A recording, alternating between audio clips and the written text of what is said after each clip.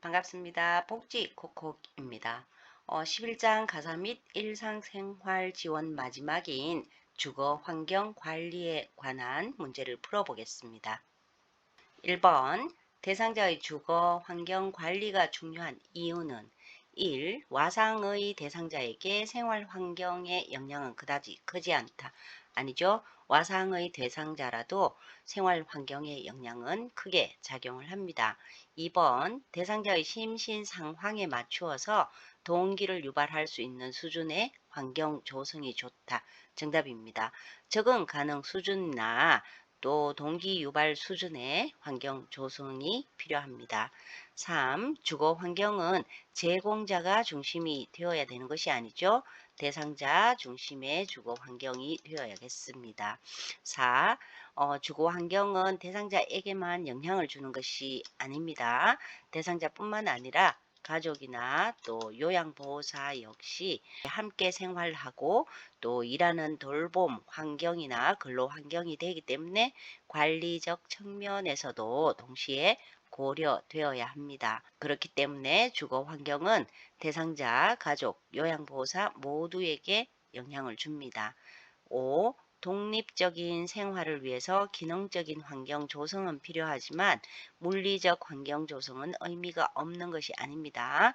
독립적인 생활을 위해서 자신의 선호와 사생활을 지키며 살아갈 수 있는 물리적 그리고 기능적 환경이 조성될 필요가 있습니다. 정답 2번입니다. 2번 대상자의 쾌적한 환경 유지 방법으로 옳은 것은 1. 일반적으로 여름에는 18에서 25도씨의 온도가 적당하다. 아니죠. 여름에는 22에서 25도씨가 적당하고요. 겨울에는 18도씨에서 22도씨가 적당합니다. 그렇지만 개인 차이가 있기 때문에 대상자의 상태에 맞게 조절을 합니다. 2. 습도는 50에서 70%가 아니고 40에서 60%가 적당하고요. 3. 커튼이나 블라인드 등을 적절히 사용한다. 자연 채광은 밝고 습도가 낮고요. 또 자외선에 의한 살균 효과가 있어서 좋지만 직사광선이 눈에 닿으면 각막의 장애를 초래할 수 있기 때문에 커튼이나 블라인드 등을 적절히 사용을 해야 합니다.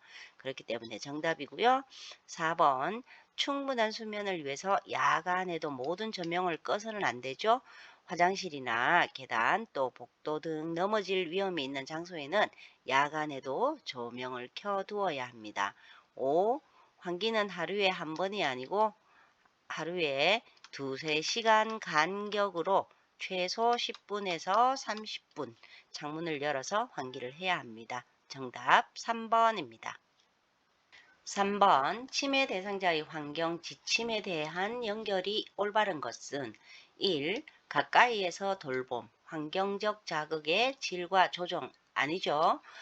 요양보호사가 가까이에서 돌보는 것은 진압력을 지원하기 위한 돌봄입니다.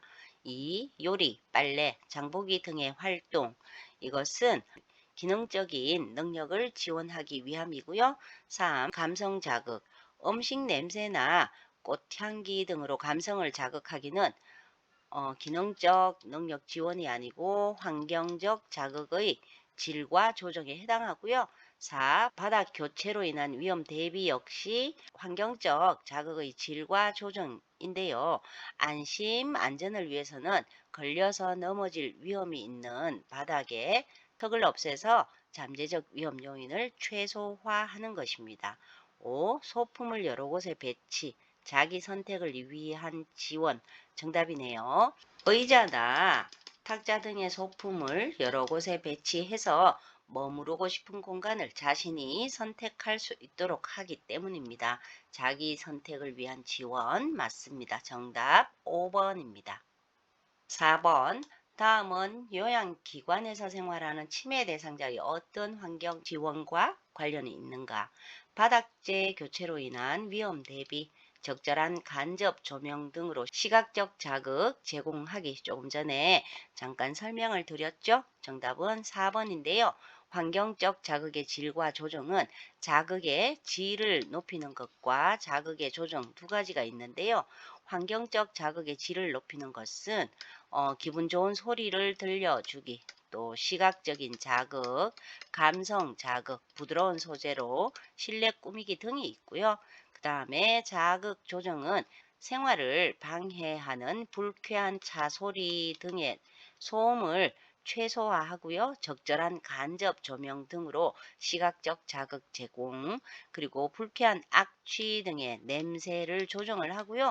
바닥재 교체로 인한 위험 대비 등이 있습니다. 정답 4번입니다. 5번. 다음은 요양기관에서 생활하는 치매 대상자의 어떤 환경 지원과 관련이 있는가? 가정적인 환경 만들기, 또 사진이나 개인 물품으로 자기 다움을 표현하도록 하기. 이것은 1번 생활의 지속성을 위한 지원인데요. 생활의 지속성을 위한 지원으로는 이 외에도 익숙한 생활 방식대로 살 수 있게 지원하기가 있습니다. 정답 1번입니다. 6번. 치매 대상자에게 큰 공간을 소규모로 나누어서 안정된 공간을 제공하는 환경 지원은 어, 4번 안심 안전을 위한 지원인데요. 안심하고 안전하게 생활할 수 있는 환경은 이 외에도 걸려 넘어질 위험이 있는 바닥에 턱을 없애서 잠재적인 위험 요인을 최소화하기가 있습니다. 정답 4번입니다. 7번. 재가 대상자의 쾌적한 주거 환경 조성 방법은 1. 습도는 낮을수록 좋은 것이 아니죠. 습도는 40에서 60%가 적당한데요. 만약에 습기가 많다면 환풍기를 작동해야 하고요. 여름에는 제습기, 그리고 겨울에는 가습기를 사용합니다. 2. 온도는 개인차가 있으므로 대상자 상태에 맞게 조절한다. 정답이겠네요. 일반적으로 여름에는 22도에서 25도씨가 적당하고요. 겨울에는 18에서 22도씨가 적당하지만 개인 차이가 있기 때문에 대상자 상태에 맞게 조절을 합니다. 3. 방과 화장실의 온도를 다르게 해서는 안 되죠. 혈압 상승을 예방하기 위해서 방이나 복도, 화장실 등의 온도는 일정하게 유지되어야 하고요. 4. 음악을 크게 틀어놓는 것 안 되겠습니다. 소음이 지나치면 수면에 방해가 되고요. 정신적인 불안 등으로 건강에 악영향을 미침으로써 큰 소리가 나지 않게 해야 합니다. 5. 직사광선이 눈에 직접 닿으면 좋지 않으므로 실내를 어둡게 하는 것이 아니죠. 시력이나 식별력, 그리고 초점 조절력이라든가 밝은 곳에서 어두운 곳으로 갔을 때 적응력 등이 떨어지기 때문에 조명은 항상 밝게 해야 하고요. 직사광선에 의해서 각막 보호를 위해서는 어둡게 하는 것이 아니라 커튼이나 블라인드 등을 적절히 사용을 합니다. 정답 2번입니다. 8번. 다음은 요양기관에서 생활하는 치매 대상자의 어떤 환경 지원과 관련이 있는가? 스스로 식사할 수 있는 환경 조성, 요리, 빨래, 장보기 등의 활동이 가능한 환경 조성은 2번 기능적인 능력 지원인데요. 이 외에도 스스로 활동할 수 있는 환경 만들기 등을 통해서 자립 능력을 높이는 그러한 지원이 있습니다. 정답 2번입니다.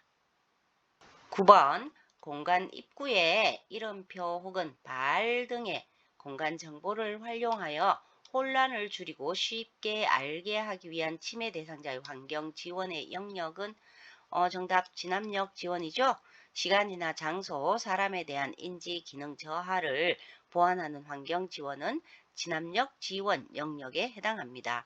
공간을 구분해서 정보를 제공함으로써 혼란을 줄일 수 있도록 돕는 것이 진압력 지원입니다. 정답 2번입니다. 10번. 다음은 요양기관에서 생활하는 치매 대상자의 어떤 환경 지원과 관련이 있는가? 대상자의 입장에서 수용하면서 대응, 의자, 탁자 등의 소품을 여러 곳에 배치.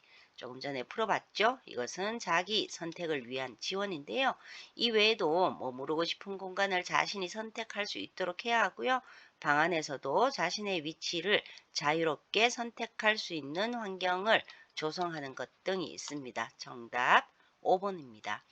이상 11장 가사 및 일상생활 지원 중 마지막인 주거 환경 관리에 관한 문제를 풀어보았습니다.